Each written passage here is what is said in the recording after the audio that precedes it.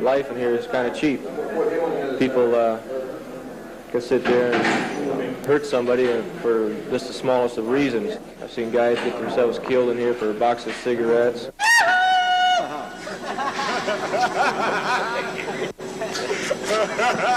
Hi, Mom.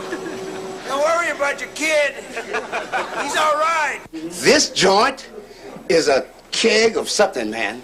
The whole department.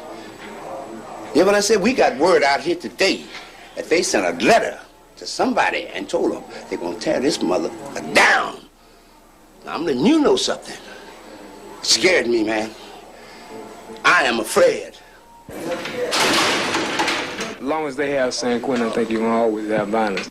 San Quentin is a scary place, you know, and when inmates come here, almost without exception, they're frightened people, and frightened people behave differently.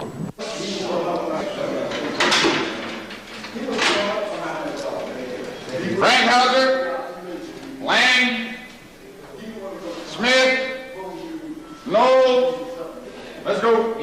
First day I walked in here, I thought somebody had made a mistake. And I said, where am I? You know, I've done a lot of time previously, and I wasn't used to coming in an environment like this. 2 people got killed here the first week I was here. I did 7 years flat in New York, in Attica, and no one got killed, guard or inmate. There wasn't any stickings. God knows how many people have been killed or stuck since I've been here. I've been here going on 6 years now. But in the first 7 days, 2 people were killed here. We do have a high concentration of violence-prone individuals. These guys are crazy. Or some of them are nice, too. San Quentin is the oldest and largest of the 12 male prisons we have within the system. Has many years of history and tradition behind it. It's got a bad reputation, and it tends to live up to its reputation. People, as soon as people drive up to this place, they feel they have to get a knife, or they have to protect themselves, they have to become a tough guy. It's an attitude, it's a personality in itself. I certainly hate to be in this type of an atmosphere, caged up like that. You know, this with those cells are only 4.5 by 8. There's not much room, and these guys, the majority of them are locked down all day long. You know, that's all day, just to come out for chow, once in a while for canteen. The whole thing is based on the man's behavior within inside prison. If the man can adjust to prison life and conform to the daily routines and trouble-free, that he's given the opportunity to come and live in the West Block. The only remaining honor block within the prison today. Formerly there were 2 honor blocks, the North and the West, but due to the great influx of violent-type people within the institution, the only honor block left is the West Block. This block here, the bars are unlocked at 6:30 in the morning and you're out till 10:30 at night. The only time you lock up is for count time. It's 5:15. The rest of the time your doors are open. You can do what you want to as your cells, as you see here. And we get little privileges like being able to have cats without getting them picked up by the security squad. A little bit free run. You can be able to go different areas in the institution, and if you're a West Blocker, you can go there without much problem. This is my world. I grew up in it. I know it inside out. I know what to expect. It's my frame of reference. You've lived on the streets. When you walk out of your house in the morning, you make automatic decisions that you don't think about, whether you're going to go on a bus or what you're going to do as far as change goes, and even the minor purchases and things that you make through the day. And you're constantly facing people that wear different types of clothing, that have different points of view. You live in a very competitive manner in some ways, in the fact that you're always ready to defend your own view, and you don't even think about these things. In here, when I walk across the yard among 2,500 men, I see nothing but people in blue. In general, I know where their heads are at. I know pretty much what their stories are going to be after I talk to them for 3 or 4 minutes. And it's a life that I'm as at home with as you are with your lives on the streets. For me out there, it's a constant pressure to at least give the appearance of conforming. And I don't understand the streets. I got physically ill the first time I faced a crowd after I come off the row. I couldn't handle it. There was too many different people, too many different views. Gee, has prison done this to you? Yeah, sure. Or is it yourself, or? No, it's, I know a lot of guys that are, they won't talk about it that much, but they don't want to hit the streets, you know, I mean, they've never made it on the streets, they don't know how to make it on the streets, they go out for a vacation, but they know when they go out they're coming back, you know, this is home to them, you know, they're institutionalized. The state has taken all the initiative away from them as far as running their own lives and knowing how to run their own lives. In here you sit back and major decisions are made for you. You don't make your own major decisions in here. You have a rent provided for you, you have a home provided for you, you have your food provided for you, medical care.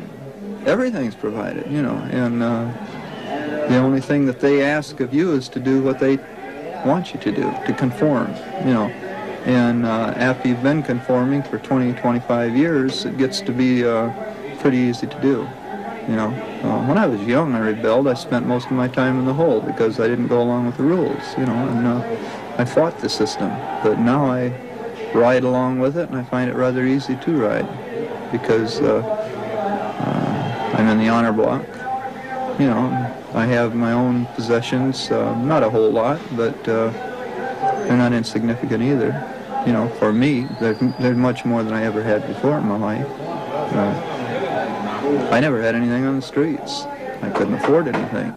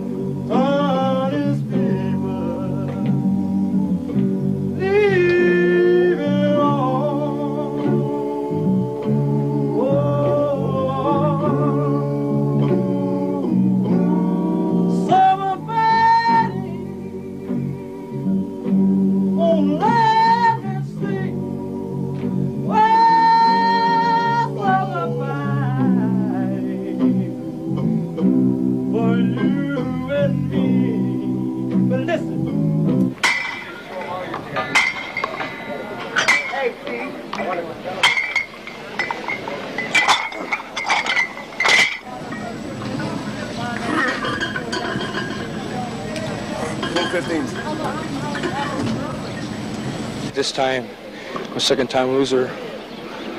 I'll be 27 years old this month, and lost everybody. Mom's died when I was in prison last time. My father more or less disowned me this time around. Written my brother's letters and never received any answers, and it's just me and him and the family, and it kind of hurts, you know. I can see where they're coming from, you know. I've been a pretty big disappointment. The only one in our family that's ever been in trouble, and you know, I'm in and out of jail. And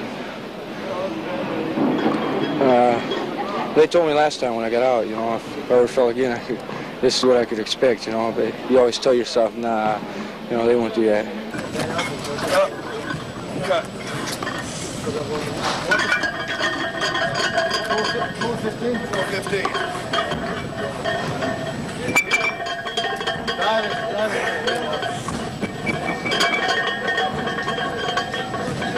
Come on.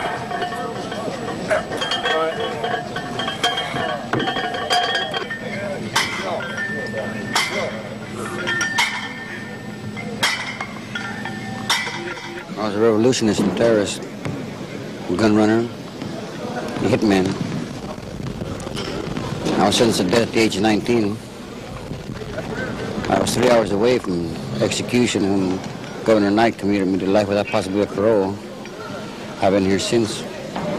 Actually, I think I'd rather be executed. I'm walking in Death Valley now, man. my shoes on. That covers the couple. Look, go ahead and get the shirt off. I got 9 brothers and 5 sisters. And I was tired of living out of a garbage can. You know, to survive, I had to eat out of a garbage can, and I used to see kids better dressed than I am, and I said, well, that's for me. So I joined the East Los Angeles gang, and started pushing dope at 11. I was a drug addict at 12. By the time I was 15, I joined an organization called the Tumbareros out of Tijuana. Gun running. We used to steal guns from National Guard armories, any place we could get them, burglarize them, pawn shops, and sell them. But then I got tired of getting picked up and pushed around by the police, so that's when I became a revolutionary. I blew up police stations just to be blowing them up, and just for the fun of it, just to get back at them, because I had too much hate in me. You know, I ain't got that hate now. You know, I'm an old man now.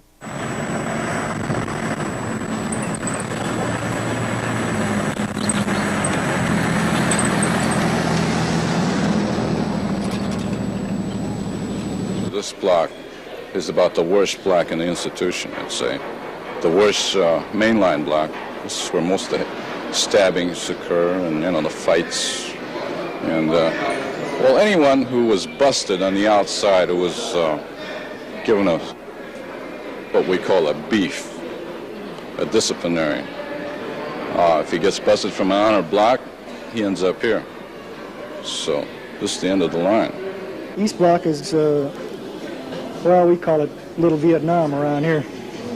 2 months ago, we had a stabbing on the 3rd tier. It was between black and white type thing. And the stairways is a good place. This is where they usually do it, you know, because they're kind of hidden from their guns. Well, as the commanding officer of this block, what do you observe to be the effect of incarceration on an inmate? Well, take an animal, for instance. You know, you keep an animal caged up or a dog chained. You know, they become kind of hostile and, well, very unfriendly. Yeah, no, we're all, I mean, animals. They make criminals here. The situation here is pretty hopeless. That the smallest things that a free person can give is highly appreciated. For that reason, the teachers are respected and maybe even loved a little bit. But during the lockdown, I might find that I'm giving some man a copy of a novel that I pick up free outside a bookstore that throws it out. And for that, I'm a good guy on the blocks. I felt safer walking through East Block with so-called rapists and all kinds of criminals than I feel in lucky markets, you know, where I don't know who I'm dealing with. But generally speaking, convicts, I find, give you a chance. They give you a chance to be a human being. If you behave humanly, you're pretty much in. If you treat a person viciously, you can get away with it here because the men are in chains.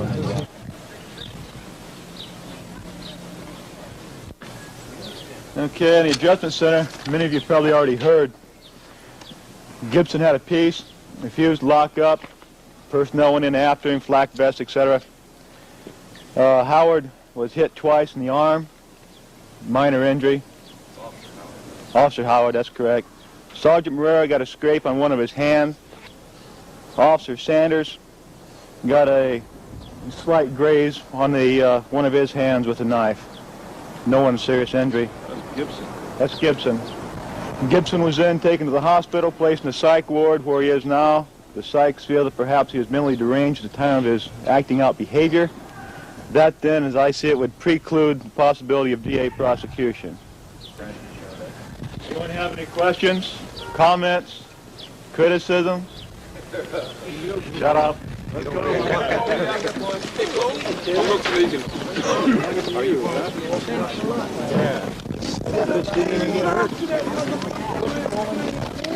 Nectine is not the proper name of the drug. It's There's a word for it that has something like 24 or 25 letters, but for short they call it a neck team. And what you do is the officers in the green shirts come in and they put you in restraints, handcuffs, and they put shackles on your feet where you can't kick. And the doctor comes in and he sits down with a little folding chair, a little metal folding chair. And he says, well now Mr. Smith, you burnt your mattress last night. Why did you do that? Well, it so happened I burnt my mattress because I had nothing else to do. I had no books of any kind whatsoever. I had no type of, nothing to keep my mind or anything else occupied except staring and looking at the ceiling. So I decided to do something, cause a little excitement, and I burned my mattress. So he says, now we don't want you to do that again, Mr. Smith, so we're going to try and give you a little therapeutic drug that will help you. It's called a neck team. And I want you to listen to me very carefully when I administer it.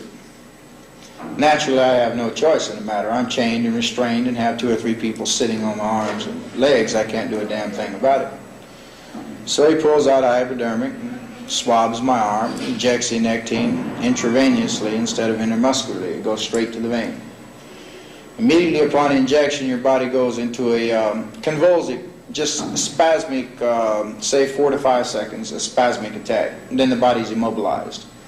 It's a feeling of being suffocated with pillows on your face and at the same time of having an enormous amount of weight on your chest where that you can't breathe. It's a feeling of total paralysis of your hands, your arms, your legs, your toes. You can't move anything. You can move your eyes slightly, but only slightly. I mean, it's very hard just to move them a fraction of an inch either way. It totally immobilizes the body. It's like a catatonic type of state. And, but of course it's a limited state. But your thing is this: the doctor understands what he's doing to you. He knows that you're not going to die. You don't know that. You may think, as most of us thought, as I personally thought, that he put too much in there, that he'd kill me accidentally. I thought that perhaps maybe the sadistic son of a bitch had did it on purpose. I didn't know what he was doing, but I knew that I was dying. I had absolutely no doubt in my mind that I was going to die. And he said, now you're not going to do that again, are you, Roger Dale? And naturally you cannot talk back. In order to talk, you must be able to get air, and you can't get air in the sense of the word that you can breathe like we're breathing now. You're living on the oxygen that's in your lungs and the oxygen that flows through your lungs and the pores of your body, but it's just enough to sustain the blood flow to the brain such that you don't lose consciousness, but that you feel the total effect of a death sense. And I've been close to death many times, and you can believe me that that is perhaps the closest feeling to death that I've ever experienced in my life. And he consistently, just consistently drives into your head, you're not going to do it again, are you? Now, you wouldn't want this to happen to you again, would you? As you would talk to a child, a 6-year-old, 8-year-old child. And the effect of the nectine itself wears off in about 3 minutes, where that you get partial movement. Well, during that partial movement, they remove your restraints and they get out of that cell. Because after 5 or 10 more minutes, you're going to be able to have full movement of the body. And believe you me, if they were in the cell at that time, you would gladly kill every single one of them and you wouldn't think nothing about it. You'd think nothing whatsoever about it.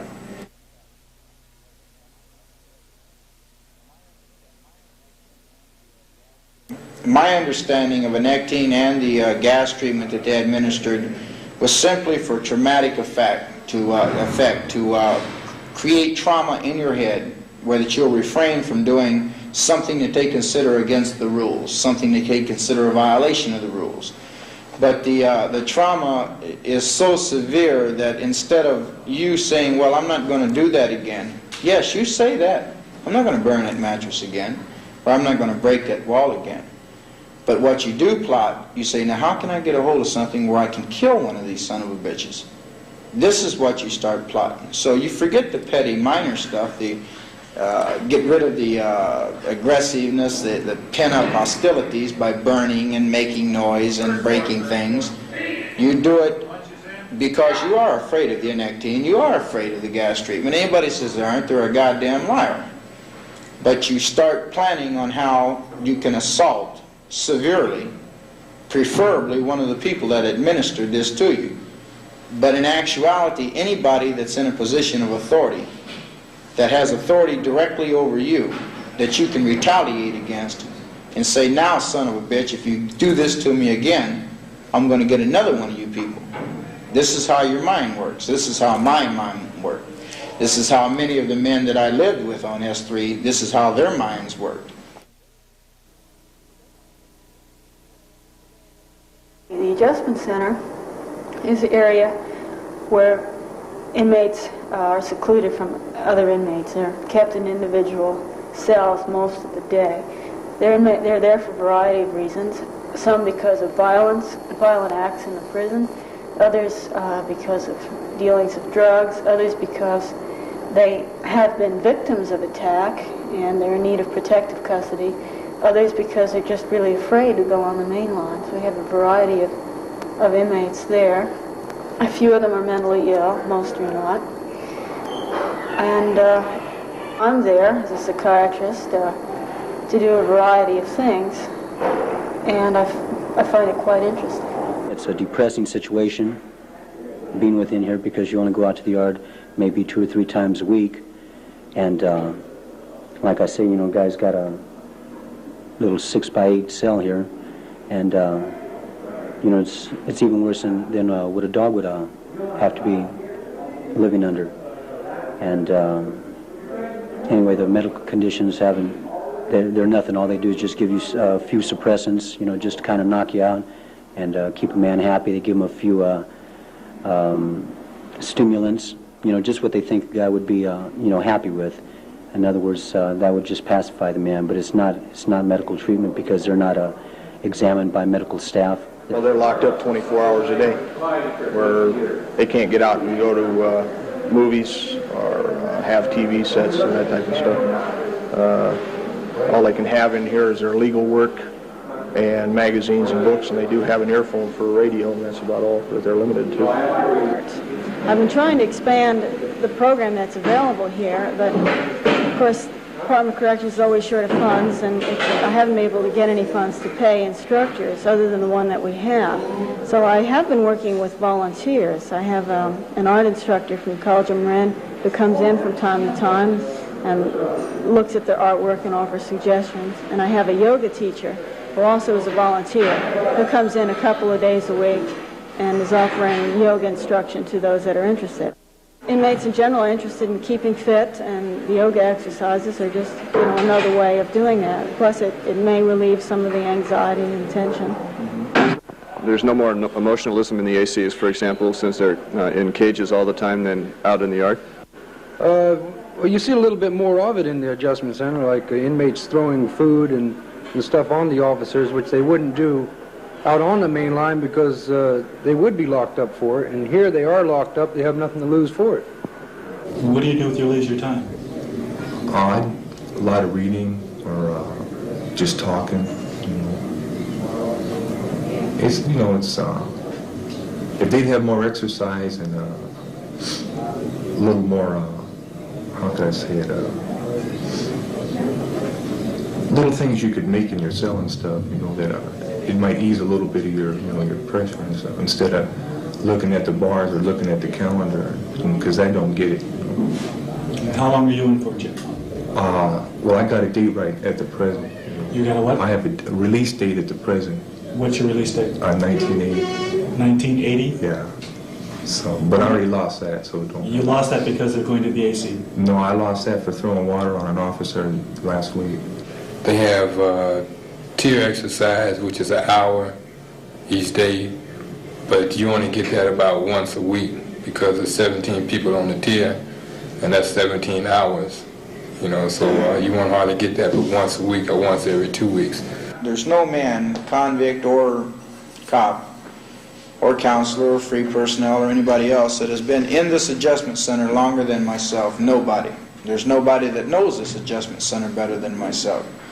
There's been no man in California history that served longer in the hole, and when I say hole I mean segregation, isolation, where that you are confined in a segregated unit, longer than myself. Other than 17 days, I've been confined in the hole for 8 years and 7 months and 14 days right now. And anybody that is in that adjustment center, right now ain't got nothing going for them. And I mean nothing. They're dead as far as the world is concerned. As far as this institution is concerned, they're buried. I don't know how to put it in words, I just don't know. Man, these bulls, they shot me. This dude, he didn't even fire no warning shot, and he just shot me out in the yard, and you see the bullet come out about an inch under my heart. And he's they're supposed to shoot you just to maim you, But he shot me, and dude was trying to kill me, They've been shooting people like that a lot lately, though, because they just shot a black dude in B section, and they shot him in the stomach, too, and they're supposed to shoot you in the leg or something, But they didn't do that. Right, and they shot another white dude's eye out down there, too, with a shotgun, That's what they be doing a lot lately, They said it's supposed to be a deterrent to violence, but it ain't. A strip cell is a cell which it doesn't have a sink in it. The toilet is removed. There's a hole in the floor for a toilet, which is flushed from the back of the cell. There's nothing in the cell that the inmate can rip apart. The mattress is put in there is fireproof. It can't be set on fire. The inmates are not supposed to have matches or cigarettes back there to start with. Everything is watched real closely. I say the inmates that like to be back there is some of them just like to stay back there. I don't know why. Ask them. You might call it the black hole of Calcutta. There was absolutely no light in the cell whatsoever. You were fed a ration of so-called RD, restricted diet, which is a loaf of minerals, vegetables, and they say all of the daily proteins and vitamins that you need to subsist, but it tastes like sawdust and it's frozen, and you have to wait till it thaws out before you can eat it. Remember now, we're speaking of the years of 65 and 66. Yeah. This is when this decision came down. So after being placed in there, I stayed in there for 8.5 months in the strip cells. And I mutilated myself severely in my arms, my chest. I cut my own self with Ajax, tops of Ajax cans, razor blades, pen filters, anything I could get my hands on in order to get out of the hospital. Can I read up here? Sure. There's several lacerations with razor blades all the way up the arm, starting from the wrist and running to the joint of the arm. In this joint of the arm, I've severed the artery 3 times. There's what they call a plastic tendectomy in there, which is pieces of plastic to replace veins that were cut out with razor blades. And the same thing with this arm all the way up to the joint, same thing. And the reason for that was to try and obtain a transfer to the California Medical Facility, which is a psychiatric facility. And it was more or less a sham. I wasn't really crazy, but I was willing to do anything to get out of that strip cell, even if it meant seriously destroying my health, my arms, scarring my body or whatever.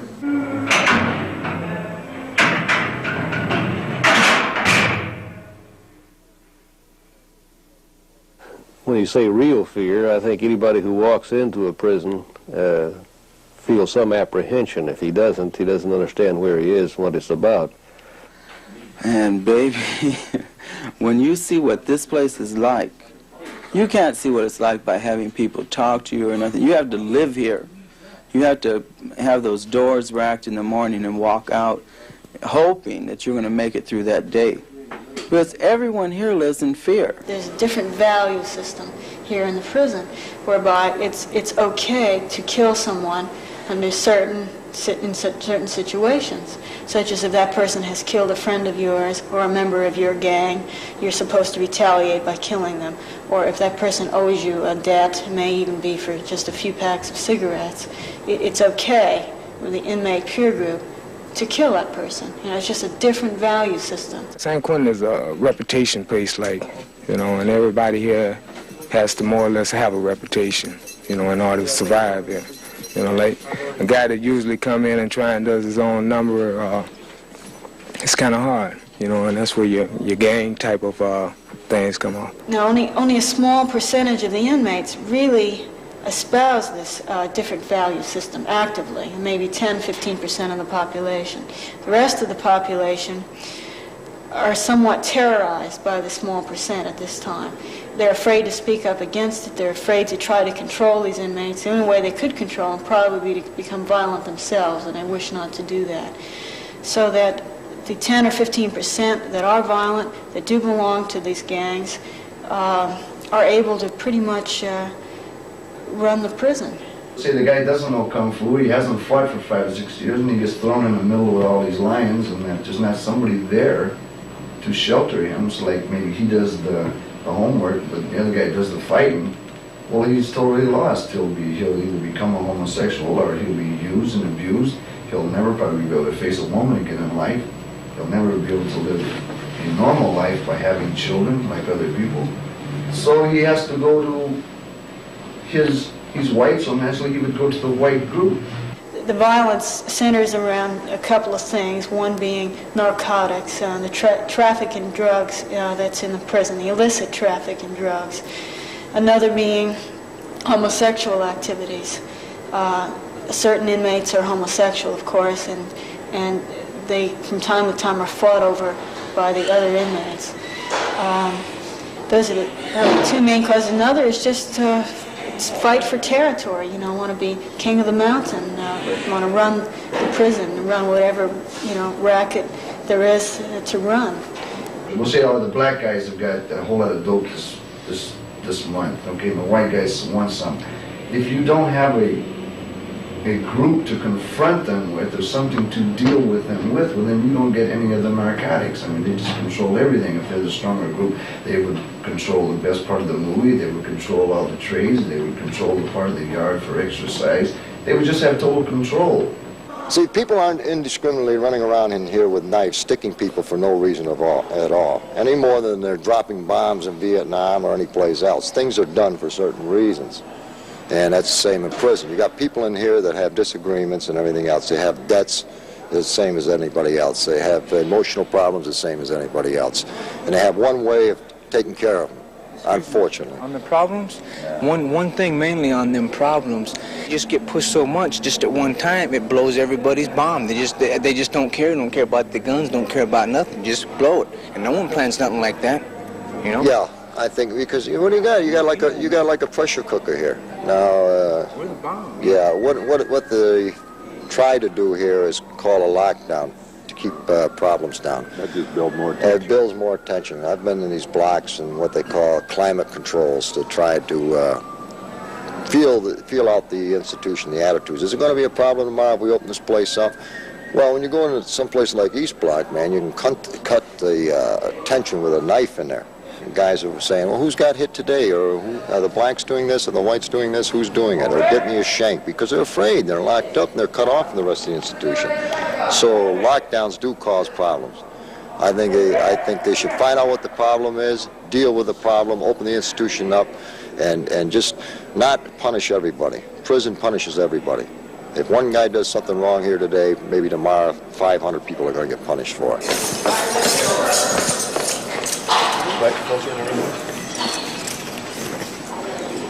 Four post back, Captain. Just had one hit on the lower yard. Give me a piece of corn or something.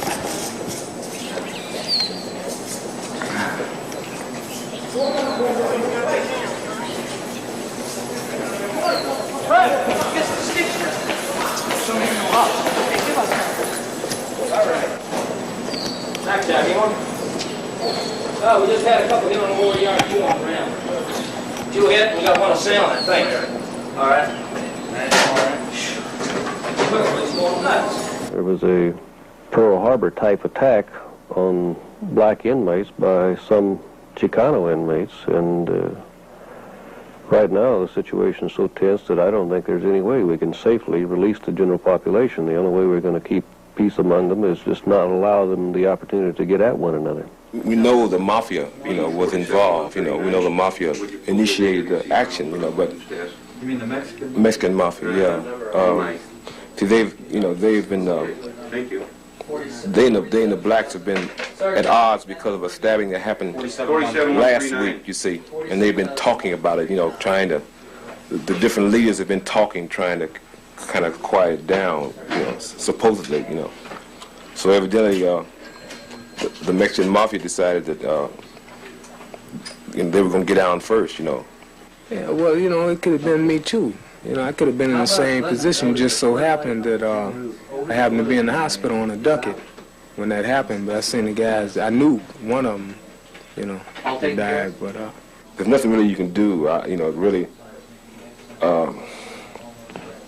to alleviate the fear that everyone had, of what response, the blacks are going to have. Because.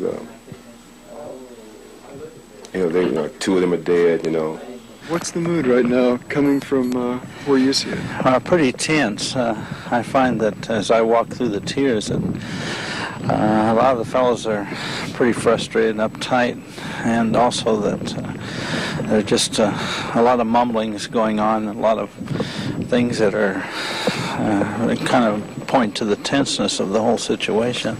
How do the blacks feel now? I've only talked to a few, but I hear rumblings is all I'm hearing, but those are rumors, so I can't tell. The guys just hate to be locked up, that's all. All this retaliation, people are building this up into a big thing, like it's a great big race war. There's only certain people involved. It's not the general population. The general population are in their cells hoping they could get out. Like you stated, there's just a few that are causing the trouble, but how can you pick out those few, separate them from the mass, and let the mass go about doing what they want to do? At this very moment, the thing that's being done is everything is at a standstill. We have every inmate locked up with the exception of a handful who are out performing necessary functions like hospital workers, food preparation and such. Well, all it's doing is delaying it, really, because, if these guys are going to get down, they're going to get down. That's the dilemma, because we have to do something, because it's very serious. Right now, this whole institution is like a powder keg, Everyone's so quiet, no one's really raising any hell. Everyone's just scared, and that's really bad.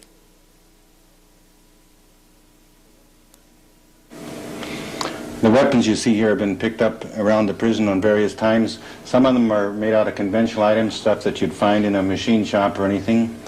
Various stabbing instruments there. They tape the ends of these so that it makes it extremely difficult to get any fingerprints to identify the man using the knife with the knife. And how about this here? Down here we got bombs. They make bombs out of match heads. This one down here out of pipe will show you the explosive force that can be generated by just match heads. Sometimes they'll use things with pieces of glass in it, sort of like a shrapnel device. These two items here are darts. They can get a piece of conduit some way or another, a half-inch or three-quarter-inch conduit with a nail and with a paper and a little glue, which is not hard to come by, and shoot these things, and they'll drive them through a half-inch board with just the wind. There's no problem at all. And to show you the total extreme we go on weapons, you see the bone up here. It looks like a part of a T-bone. I have never seen, although I wouldn't say it hasn't happened, any incident involving a bona fide knife of this nature that came from the kitchen or came from the other thing. It's the things they've found have usually been handmade things that they've made out of a piece of scrap iron or something of that nature. Some more things that are more conventional tools, a screwdriver that's sharpened here on the end. This was probably a bolt, and as you can see, it's sharpened on the end. A measuring rule that someone got, which is very hard steel, and it's sharpened on the end. Is that a machine gun? I'm not sure if this was made and used in an escape attempt here about 6 or 8 years ago when two people overpowered one of the maintenance men here, one of the free maintenance men, and took off out the west gate. This probably could be a zip gun, and this is maybe the firing pin that would work into it, which it's a one-shot affair, and it is very deadly, of course. This looks like a spear. Yeah, it does. And pointed with a toothbrush. So you see a harmless-looking thing like a toothbrush can be a serious weapon. Over here on this side is a garrote. That's just to go around someone's neck and choke him very nicely. And that's the end of that. This is very soft. It feels like there's buckshot in there. Very good blackjack. Again, no fingerprints and no marks on the person to speak of to identify the type of instrument that did it. And you can see you can make a hacksaw and anything.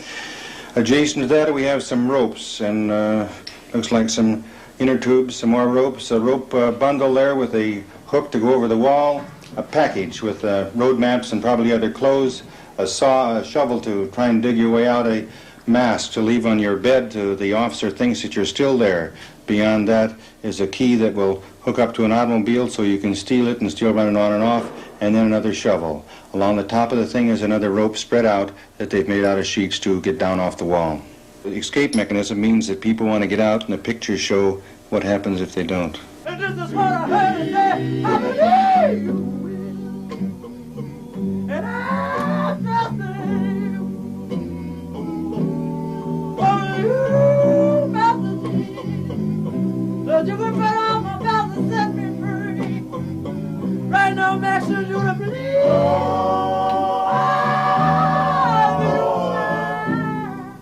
You're charged with Director's Rule 1104, counterband.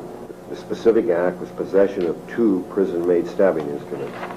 You can admit to the charges as written, admit to the charges with modifications, or deny the charges. I denied the charges. I asked for a lie detector test and a physical examination in order to clear myself of the charges, but I haven't had any response there, you know.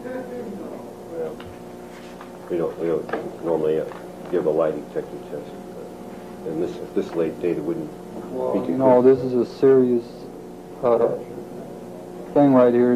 It could cost me an additional year or 2, you know, of my time. Okay. I was only in that cell for 3 days. Okay, that was one of my next questions. We want you to, you know, give us some idea of what you know about or how it got there, you know. I come from the adjustment center. They moved me from the adjustment center March the 28th.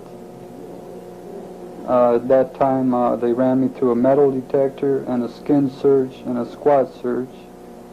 I got to a B section and they ran me again through a skin search and placed me in the cell, and I didn't have any property, so, you know, I didn't really have any reason to go through the cell.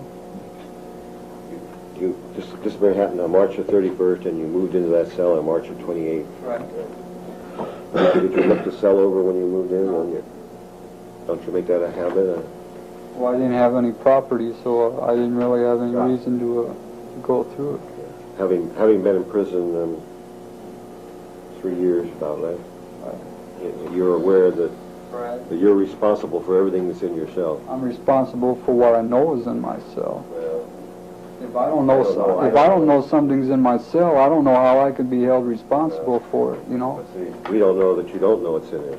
Well, that's why I requested a lie detector test or a physical examination of some type. Anyway. What do you mean by physical examination? A rectal examination. They said I was supposed to have a keister stash. Well, that's again because they found the human feces or what they thought it to be. But that really, the charge is really the possession, and they weren't found. They're not saying they were in your rectum at the time they found them. You know, that as far as I'm concerned, we're not even considering that last sentence there. All we're concerned about is the knives in a plastic bag in your cell. If they moved me from one place to another place, well, that cell's supposed to have been, you know, been gone through prior to my arrival, right? It had been. It had been. It had been. Well, if it had been, then evidently the officer who made the search didn't make a very thorough search of the cell. Or it wasn't there when he searched it. That's a possibility too, right? No, that's not a possibility. Well, it is as far as I'm concerned. See, I don't know. You know, Okay, that's why I requested these tests. See, that's what I stated in my, to the investigating officer, is just my word against the evidence, right? Yeah, we know one fact. No matter what you're saying, there's one fact. One fact is there was 2 knives found in my cell. You agree? The second fact is your responsibility. Well, I agree, sure. You know, I'm not denying that. If the officer says he found two knives in my cell, well, I'm not denying that. Were you there at the time? No. When he found it? I was down in the shower area. Usual procedure, they shake down while I'm in the shower. Yeah, I know. Or take them out of their cell. He wouldn't normally be there. Have you ever had this kind of a charge against you before? No. You want to step outside? We'll call you right back.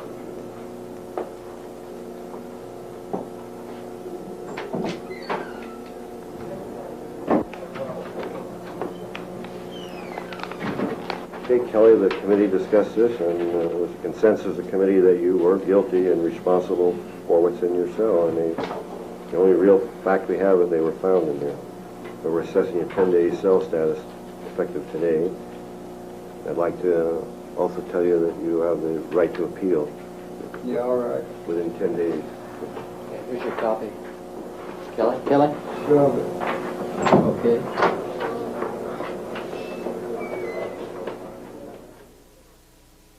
There are many different reasons why people commit crimes and why persons may be violent. And most persons that are violent are not violent most of the time. They're only violent for short periods of time. And most persons that commit crime, that's only one aspect of their lives. For many different reasons, ranging from lack of education, lack of opportunity to do something else, lack of practice in doing something, lack of proper job skills and work habits. Many prisoners come from families that did not encourage things such as education and productive work. And none of that, they associated with delinquent peer groups where the value systems were not those that are held by general society. Also, many suffered a lot of deprivation with their families. They were mistreated by their families, and so they have a lot of built-up anger at this. And then they project the anger that comes from the family situation onto society in general. And there are others that are mentally ill. We have perhaps 15 to 20% of the inmates in the Department of Corrections are seriously mentally ill. I think some of them need psychiatric care. They don't belong in here. And I guess, the state just doesn't have the facilities, or I don't know. This is home right here. This is home. You're home away from home. Right, home away from home. I was railroaded on 3 murders in Oakland. You probably are familiar with my case. What is it? You from the Bay Area? Yeah. Yeah, well, you familiar with the Piedmont Slam, the son and the mother? The Piedmont, they was from Piedmont? Yeah. That and then some call-out man. But I was railroaded on all 3 of them. Yeah. I got life without. Every time I walk down this hallway, I feel that some part of my life is being taken away, And I feel that when I'm walking down this hallway, I have to watch my life. And this here puts a lot of tension on a man. When you first come in, or from what people know about it, they're afraid of it. You're just completely afraid. You watch the back of you, the front of you, the sides of you. You don't know who to talk to and what to say. So you keep to yourself most of the time. It's not monotonous. There's something different every day. I've never had the same kind of a day twice. I don't believe I've ever had a day that I worked for the department that I disliked. I like my job real well. I like the men I work with, both the convicts and the officers. Send your line down here.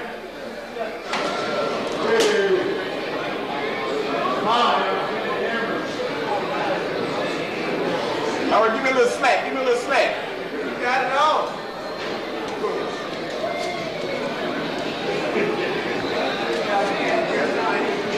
is what you do if you want to get something off another shit.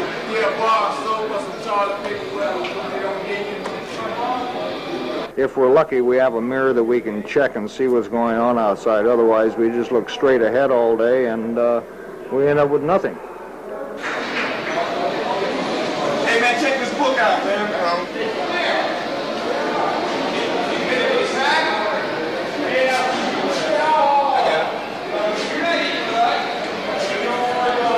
Send it back when you get through with it.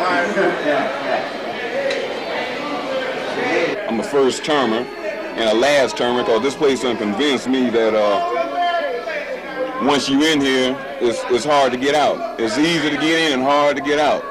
So I'm advising anybody that's out there, if you're doing something wrong, you better do it cool and don't get caught, because if you come here, you're going to see the real life here. This is a cold place here.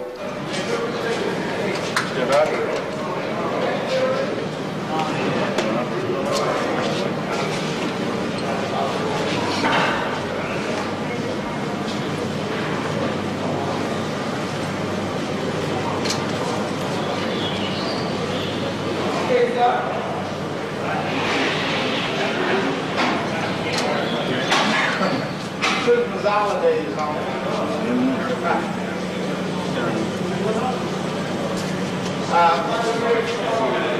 showing up. I'm gonna be a star.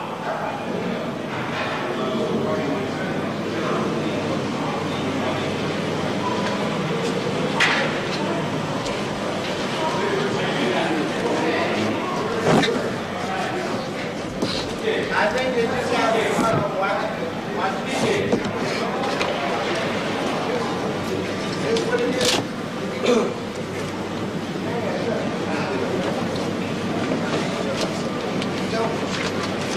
Yes, sir.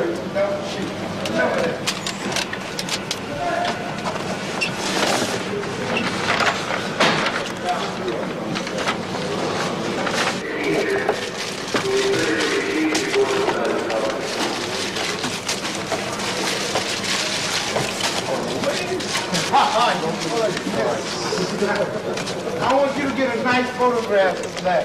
He tried to put money in my head. And him too. Yeah, take it. I would say that.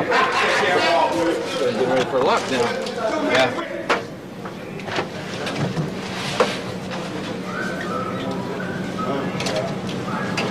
You ever get taken into this rain?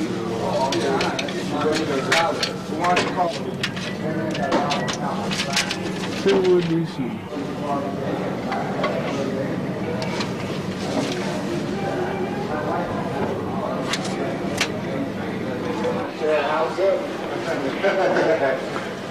Can we show them how we react? Can we show them how we react now? Yeah.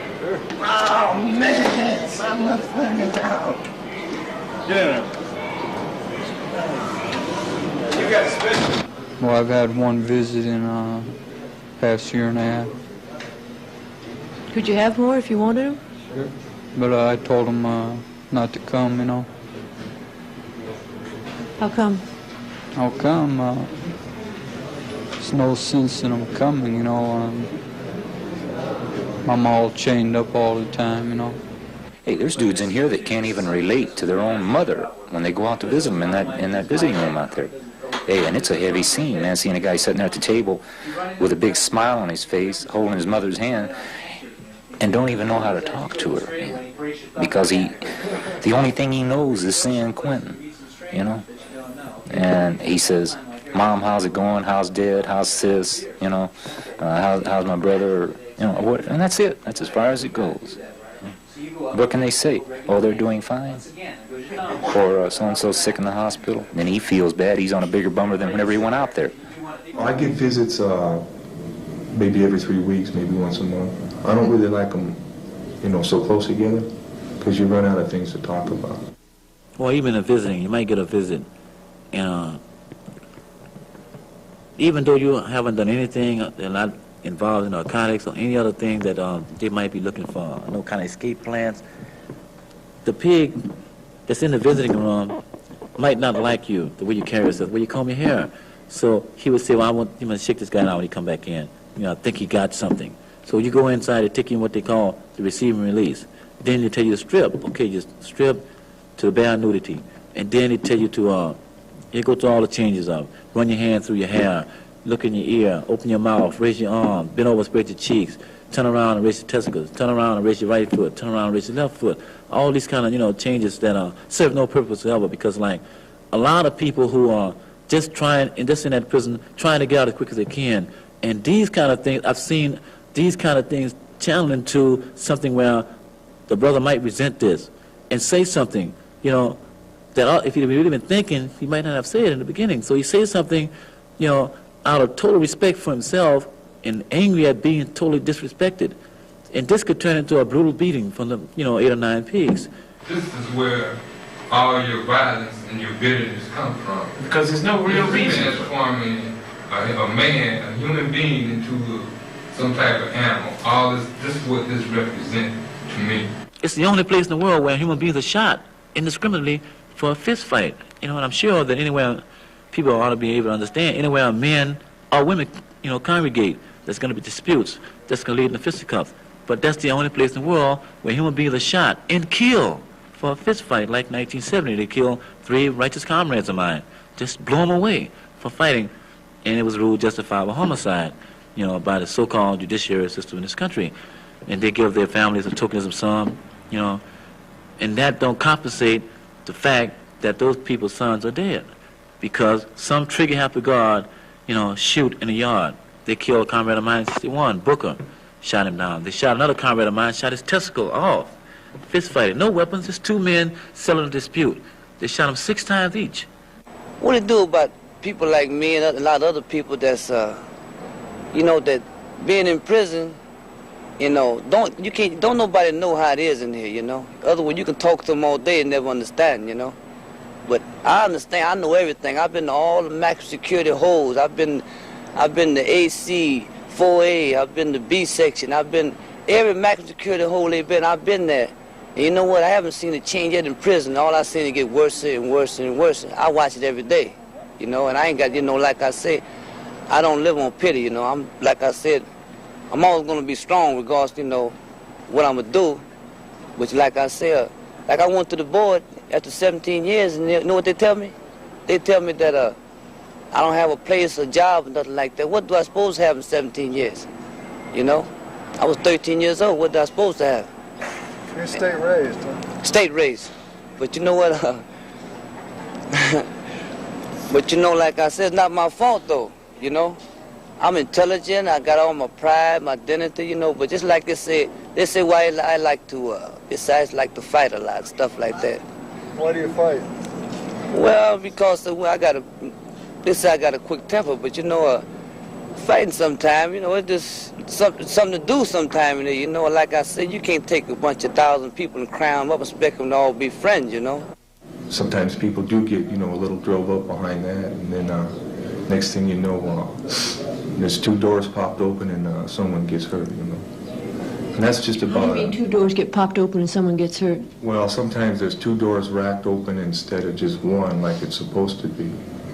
And this happens quite frequently if you check some of the records. Two prisons are allowed out at once. No, there's only 1 person allowed out at once on the tier. But sometimes there's a mistake and 2 are allowed out? Yeah, there's a mistake made and there's 2 people out. Who's at fault for making that mistake? Well, there's only 1 person that runs the bar box, and it's not a convict. Most attacks or most violence are provoked not through inmates alone, but through staff. And that is my profound belief. As far as I'm concerned, San Quentin is the end of the world. Like in 67 when they had the uprising, which was a black thing only. One of the pigs stuck his finger in a black comrade's milk. So out of that, the blacks decided they weren't going to go to work. So the pigs tried to turn this into a race incident. They started picking out white comrades, take them to B section, and agitate them, saying, well, the blacks get ready to attack you. They're arming themselves. Consequently, they put all the whites down on the lower yard, and all the blacks was on the upper yard. And they went down there and indiscriminately shot a lot of white comrades down there.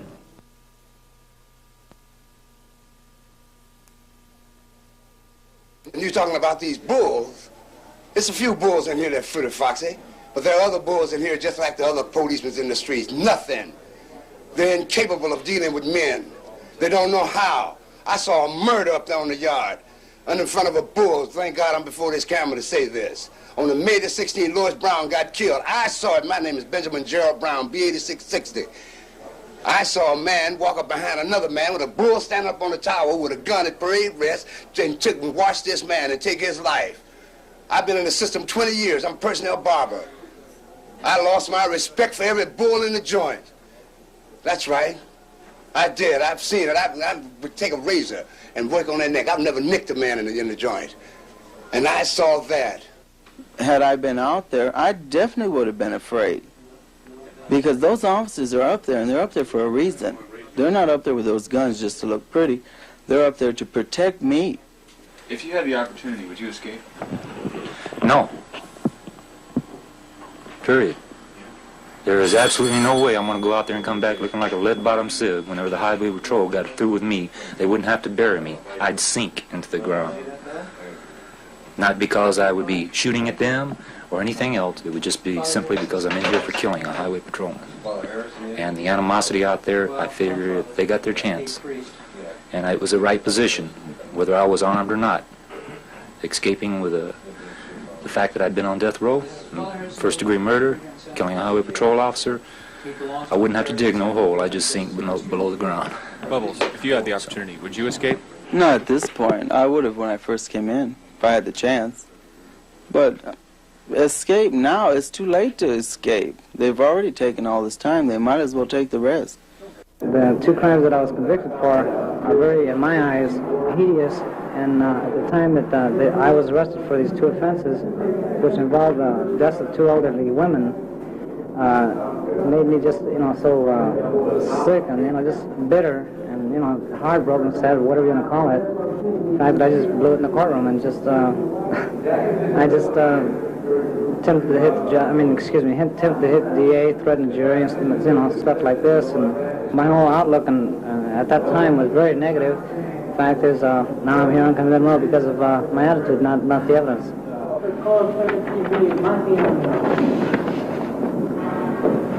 My name's John Ray Diaz. I just turned 19 and I'm in here for murder.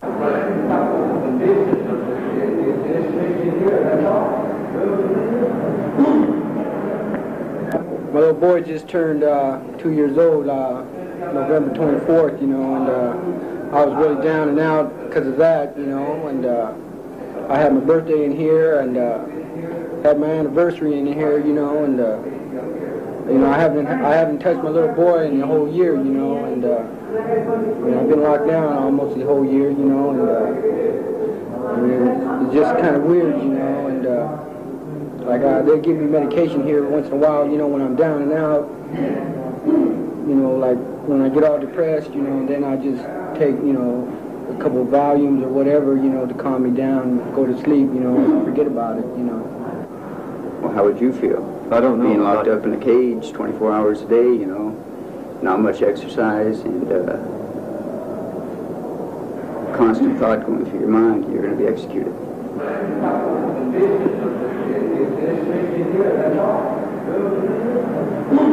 Even though I received the death penalty for killing a man, I don't believe anybody should be dead. I don't believe anybody should be killed. I don't believe that anybody should have the right to take a life or to impose that sentence on anyone. Yes, I feel that the method of execution by gas is a very cruel one for the people who are witnesses to it, and it's a very unpleasant thing to have to watch.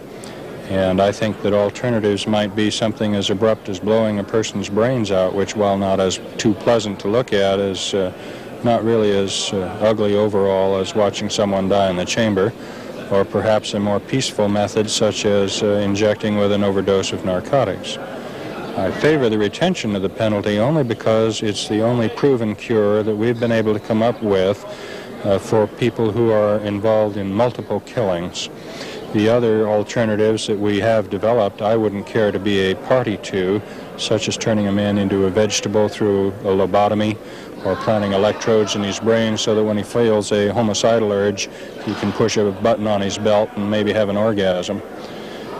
To me, these kinds of things would be robbing them of their humanity, and I wouldn't want to be a part of that. I'm here for what is called multiple murder, 2 murders. I'm also here for robbery, and I have 3 special circumstances allegations. One which is robbery murder, the other one which is supposed killing of a witness, and the third is for the 2 or more is mass murder. Each one of these separate special circumstances merit the death penalty. Who was Tony on the outside? Oh, Tony on the outside was a totally different person. Can you tell us a little about him? Well, I was born and raised in San Francisco. Lived in the Mission District of San Francisco, which is the middle-income area. I was working at the time. I was just your normal working man. That was about it. A family? No, I wasn't married. I was still living with my parents. And just sort of Mr. Inconspicuous. I was just never, well, I don't really know how to put it. I was never involved in any kind of crime. This is the first time I've ever been arrested. No prior juvenile record. So this is a completely brand new experience. And it's sort of ironic now when I look back, being that I was a member of the Republican Party on the outside, that I voted for the death penalty myself when it was on the ballot. Because there's not too many people on death row that voted for it.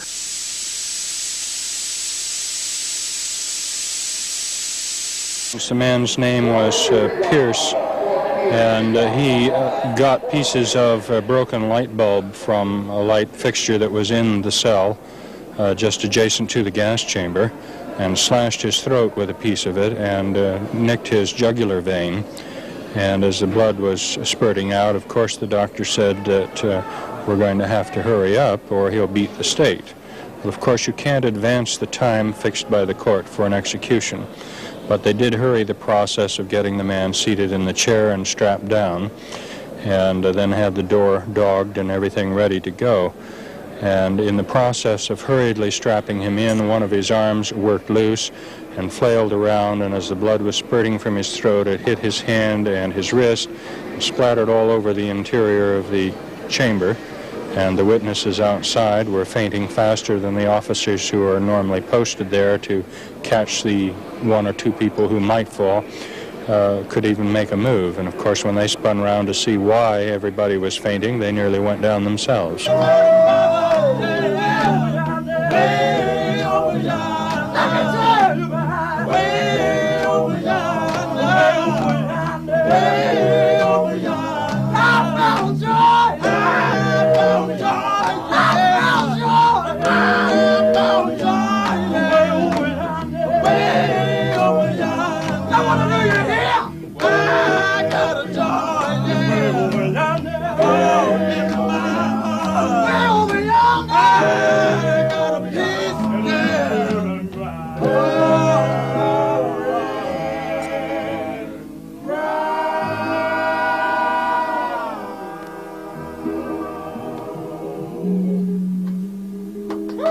I got life. I'm eligible for parole in 1980. Yeah, I don't look to go nowhere to about 82, 83. That seems like a long time, huh? Yeah, well, it's a long time if you look at it. Personally, my personal opinions, I don't think that a lot of time rehabilitate nobody or do nothing for nobody. I think if you send a person to a madhouse like this here, it ain't going to do nothing but make him worse in the long run.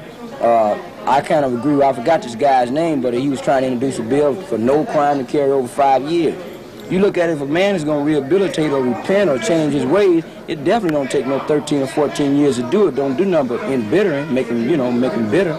Now, I've been assaulted and stabbed more than anybody in California history. That's the reason they say that I'm Pincushion Smith. 109 stab wounds, ball bats, horseshoes, straightened up. Pico bottles full of soap, gasoline bombs, fire bombs, zip guns, all types of things. But at the same time, I've done these things to other people. I've killed men, 7 men.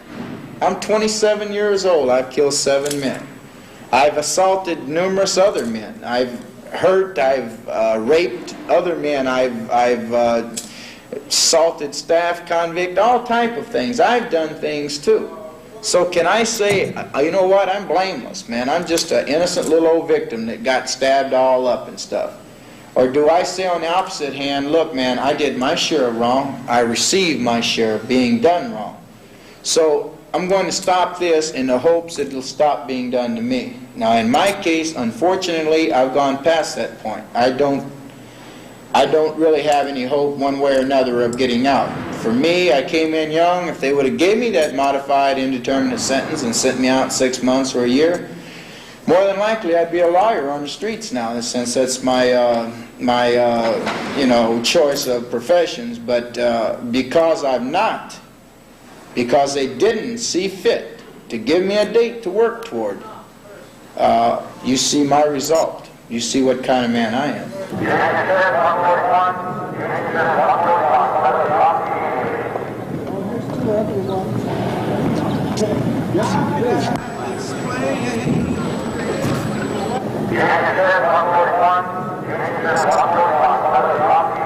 What you see now is the men coming out of the industrial area, the furniture factory to be exact. They're being what's known as skin shook down, whereby all their clothes are removed and all the clothing in their bodies are searched for contraband coming up to the main yard into the cell units. And they place their clothes in a box. The box is passed, the officer searches the clothes, another officer searches the body.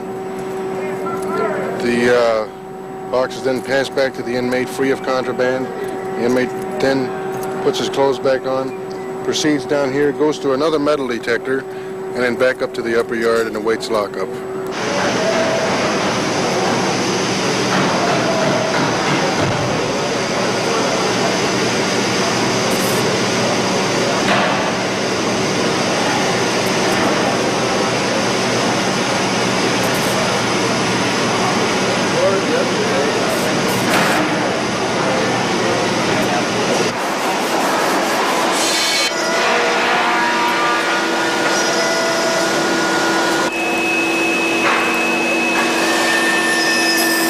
In our factories, we start the men off at 5 cents an hour. They go up to 25 cents an hour, and they'll have a few, very few, that reach the maximum of 35 cents an hour. But the average runs from 18 to 20 cents an hour.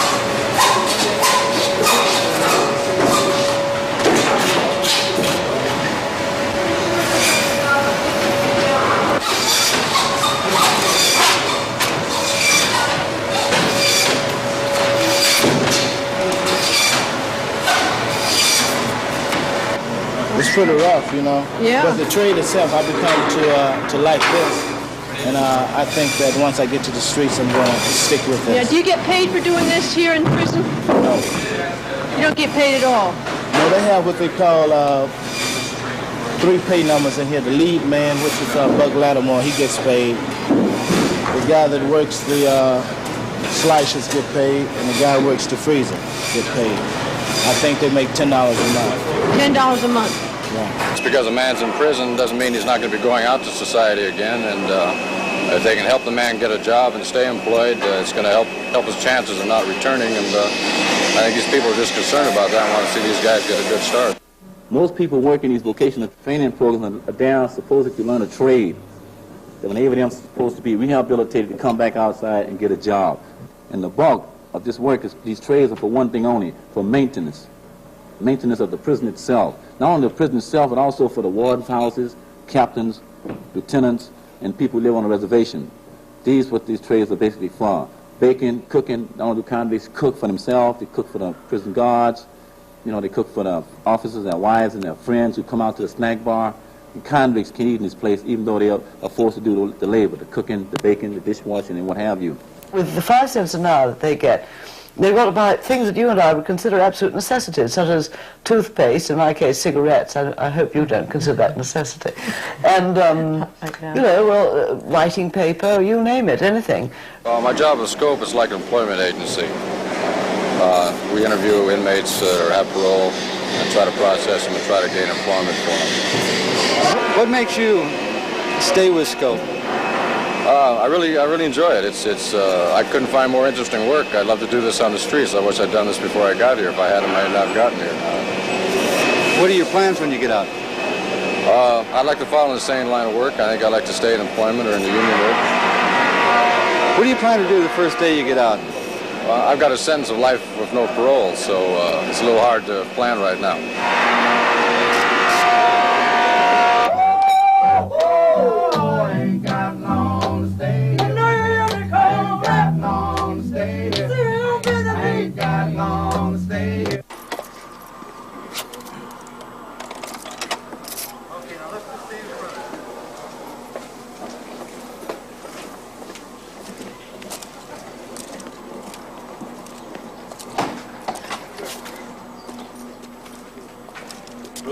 Rutherford.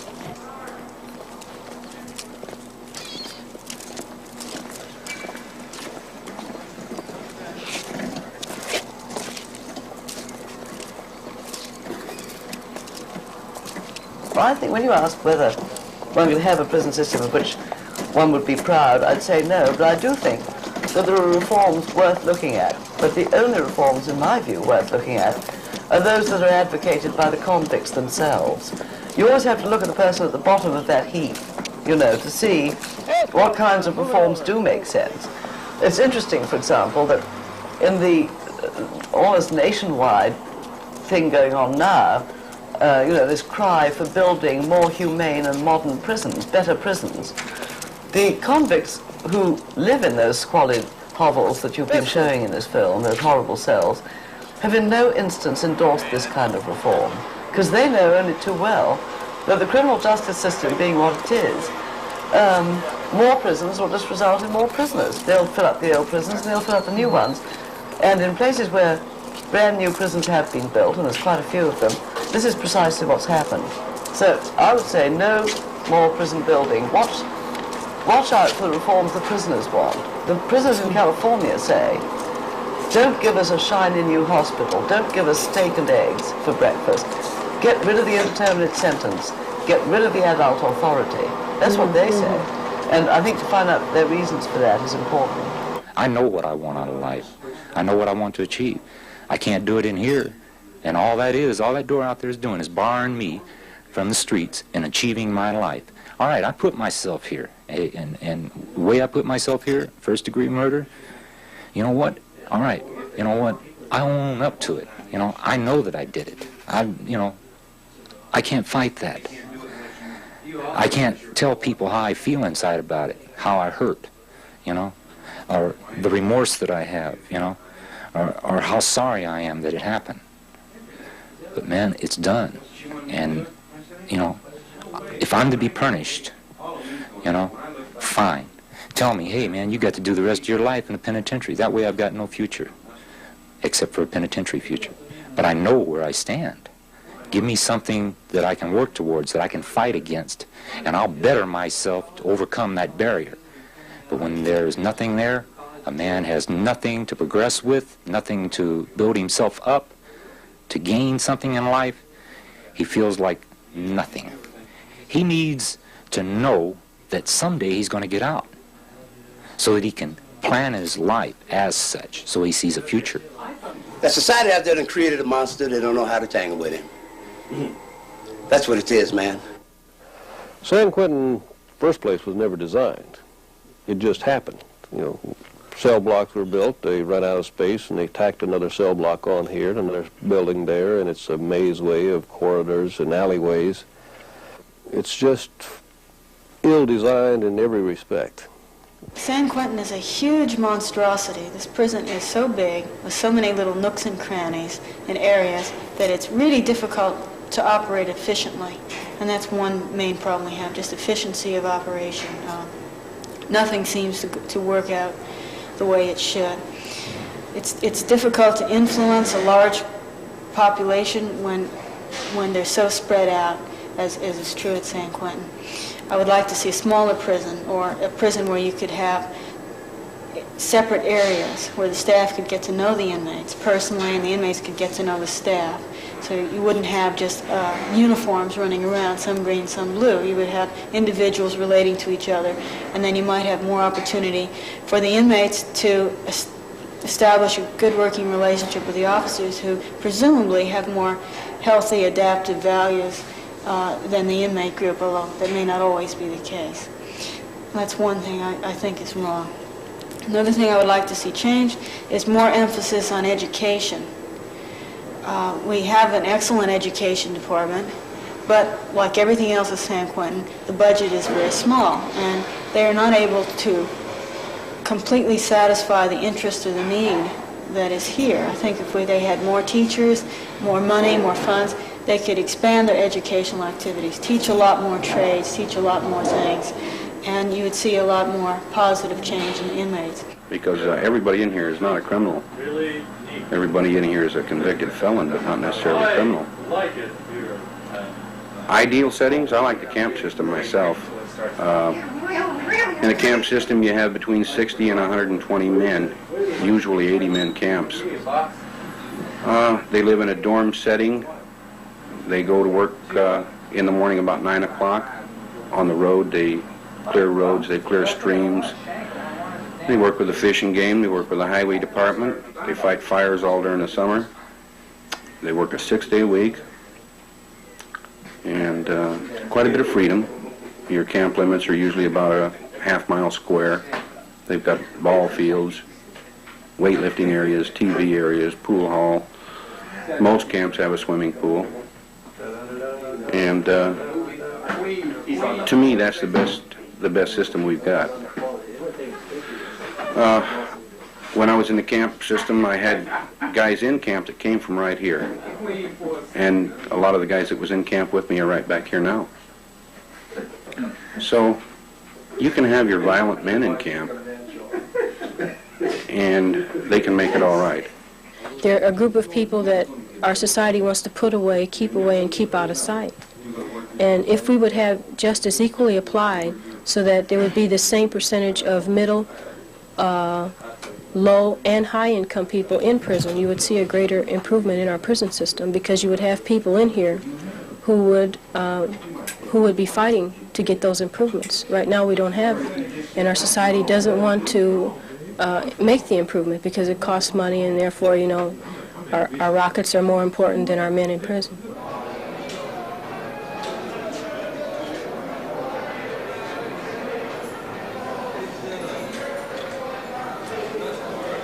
People in Sacramento and in corrections, and we working here at San Quentin, I think we'd all like to see this place closed, because it's antiquated, it's old, and it's tired, and it doesn't, and we've gotten old, you might say we've gotten old and tired and short-sightedness too, because of the place.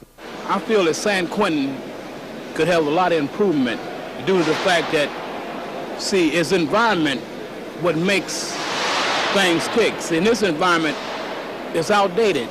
It's an impossible place because it's so old. It's a bad scene because there are too many people in too small a space, and it's just a very difficult place to run, a very difficult place for inmates to live in. The best thing I can say for San Quentin is that it should tear down. Everybody in the business, the inmates, everybody knows that the place ought to be blown up and get out of there. Times are changing, you know, and people are going to change with them. But the San Quentin, man, it ain't gonna change. It just ain't gonna change. No way. The only way they're gonna change San Quentin is when they flatten it to the ground. And that is a gospel truth. And you can say it over and over again, because walls in San Quentin were built in hate. They stand in hate. And there ain't a bit of love. And the world don't go around on hate alone. Because where there ain't no love, there ain't no understanding. And where there ain't no understanding, there ain't no compassion. And when there's no compassion, you got a prison. And that's San Quentin.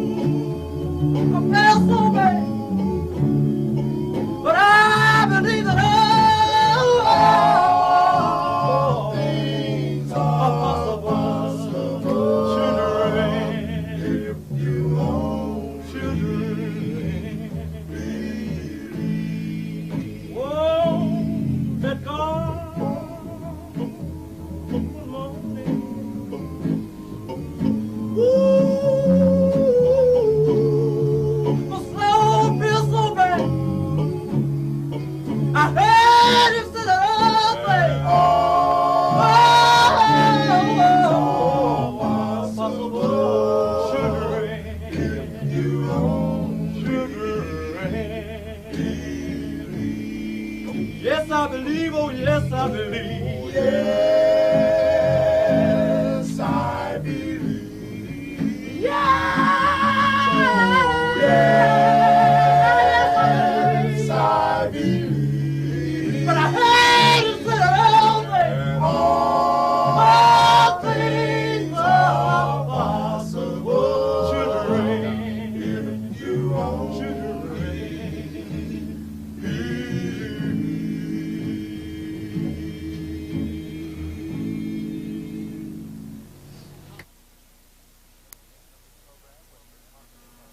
Presentation of this program was made possible by a grant from the Corporation for Public Broadcasting.